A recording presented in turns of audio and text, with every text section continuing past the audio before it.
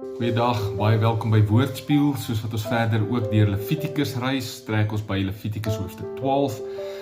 Ek praat vandag met jou oor volledige heiligheid of holistiese heiligheid en ek lees vir jou Levitikus 12 vers 6.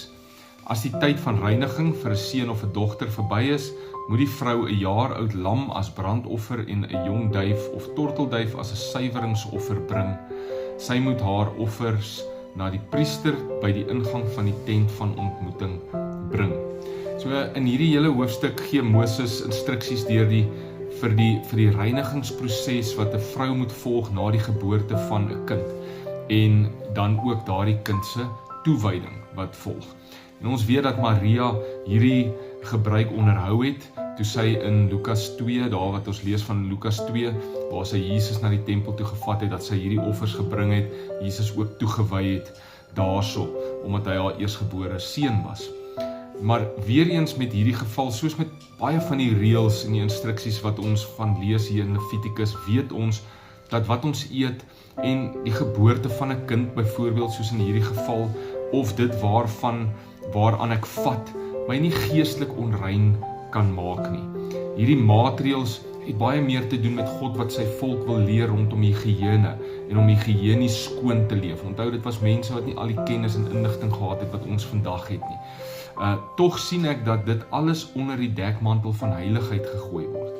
En die beginsel wat ek hieruit vat vir my vandag is, dat God belangstel aan my totale wees. Hy stel nie net belang daarin dat ek geestelik heilig moet wees en dan maar met my liggaam of my sielsdimensie kan doen en kan maak en kan leef net soos wat ek wil nie.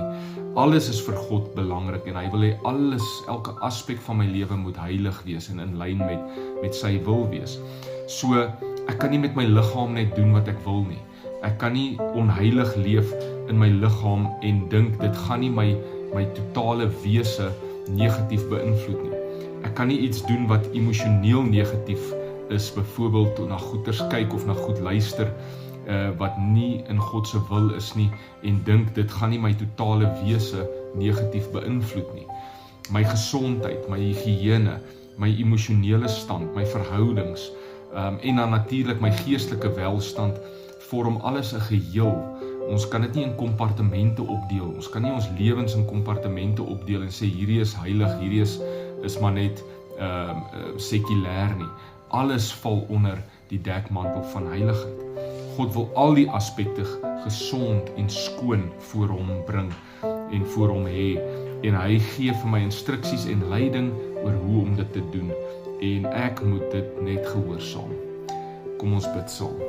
Vader, dankie dat my hele wese so belangrik is vir U, dat U vir my maatreëls en beginsels sal gee wat my gesond gaan hou. Al verstaan ek nie altyd die rede agter baie van die goed nie, net soos wat hierdie Ou Testamentiese mense heel moontlik nie die rede agter baie van die wette verstaan het nie. U dra ons beswil op die hart en ek wil U vertrou daarmee en gehoorsaam wees. Amen. Mag jy 'n wonderlike dag hê. Die Here seën jou tot volgende keer.